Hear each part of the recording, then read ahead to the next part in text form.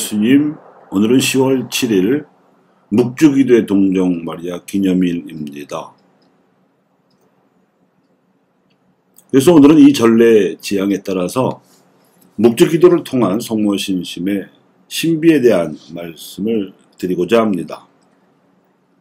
우선 묵주기도가 생겨난 역사적 유래에 대해서 말씀드리면, 황제 숭배로 인한 박해가 극성을 부리던 로마 시대에 신격화된 황제의 상에 경배하기를 거부한 그리스도 신자들에 대해서는 로마 당국이 신자들을 원형 경기장 안에 묶은 채 검투사에 칼부린 감이나 굶주린 맹수의 먹잇감으로 내어주는 등 군중의 오락거리로 삼아서 매우 야만적인 방식으로 죽였습니다. 이렇게 해서 신자들이 치명하면 남은 신자들이 그의 시신을 수습하러 가서는 먼저 그의 핏방울이 떨어진 자국마다 하나하나 장미꽃 송이를 바쳤습니다. 그리고 한 송이를 바칠 때마다 죽어간 신자의 영혼을 위해 전구해 주시도록 성모 마리아께 성모총을 바쳤고, 그 영혼을 받아주시도록 예수님께는 주의 기도를 바쳤습니다. 이렇게 해서 순교자들을 추모하는 지향으로 묵주기도가 신자들 사이에서 널리 퍼졌고, 이를 뜻하는 별칭이 장미를 뜻하는 로사리오 기도로 불리게 된 것입니다. 박해가 종식된 후 중세와 근세에 들어서서는 묵주기도의 지향이 보편적으로 영성화되어서 첫 순교자이신 예수님의 삶과 신앙을 본받고자 가톨릭 신자들은 성모송만이 아니라 예수님의 일생을 관상하도록 이끄는 환희와 고통과 영광의 신비들을 묵상하며 기도했습니다.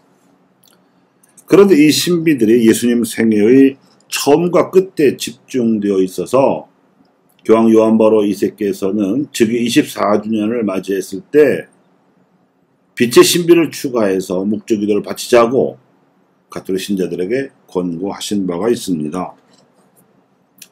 이제 우리는 묵주기도의 신비 지향과 교회의 전례 흐름을 일치시켜 바칠 필요가 있다고 봅니다. 전례력이 시작되는 대림 시기부터 주님 세례 추교로 끝나는 성탄 시기 동안에는 환희의 신비를 바치면서 강생의 신비를 묵상합니다. 그리고 연중 시기가 시작되면 지향을 바꾸어서 빛의 신비를 바치며 예수님의 공생활 동안 이루어진 주요 사건들 속에서 진리와 사랑으로 빛을 비춰주신 예수님을 묵상합니다. 그러다가 사순 시기가 시작되면 고통의 신비로 바꾸어 바치면서 십자가로 인한 구원에 대해 묵상하고, 부활 시기 동안에는 영광의 신비를 바치며 부활 신앙을 심어주심으로써 이스라엘 유다인들 안에서 출현한 교회를 인류 구원의 도구로 승화시키신 신비로 옮겨갑니다. 그런데 성령 강림 대축일로 다시 연중 시기가 재개되면 이제는 좀 더 구체적으로 예수님의 공생활 중에서 묵상해야 하는데, 빛의 신비 중 세 번째가 하느님 나라의 복음 선포를 묵상하자는 권고로서 대단히 광범위하기 때문에 예수님의 복음 선포 활동을 5가지로 분류해서 사회 구원과 해방을 향한 파스카 과업을 묵상합니다. 파스카 신비 제1단은 성령께서 가난한 이들에게 복음을 전하라고 예수님을 보내신 신비를 묵상합니다. 제2단은 성령의 이끄심에 순명하시어 예수님께서 가난한 이들에게 하나님 나라의 기쁜 소식을 선포하심을 묵상합니다. 제3단은 가난한 이들 가운데에서도 육신의 질병이나 장애로 고통받는 이들과 정신적 장애나 소외감으로 아파하는 이들에게 치유의 기적을 베푸심으로써 위로와 자비의 복음을 선포하셨음을 묵상합니다. 제4단은 가난한 이들 가운데에서도 마귀들과 고통받는 이들과 온갖 근심 걱정으로 시달리는 이들에게서 마귀를 쫓아내는 구마의 기적을 행하심으로써 그들을 하느님 안에서 자유롭게 해방시켜 주심을 묵상합니다. 그리고 마지막으로 제5단은 이렇게 하여 하나님께로 돌아온 가난한 이들을 두고 기뻐하심을 묵상합니다. 성모 마리아께서도 성모 찬성으로 예수님에 의해 실현될 파스카 과업을 이미 잉태 순간부터 의식하시고 기도하셨습니다. 과연 탄생하시고 장성하신 예수님께서 하느님의 팔로 권능을 떨치시어 교만한 자들을 흩으시고 통치자들을 왕좌에서 끌어내리시고 비천한 이들을 들어 높이시며 굶주린 이들을 배불리시고 부유한 자들을 빈손으로 내치시는 예수님의 파스카 활약을 가슴을 졸이면서 지켜보셨습니다.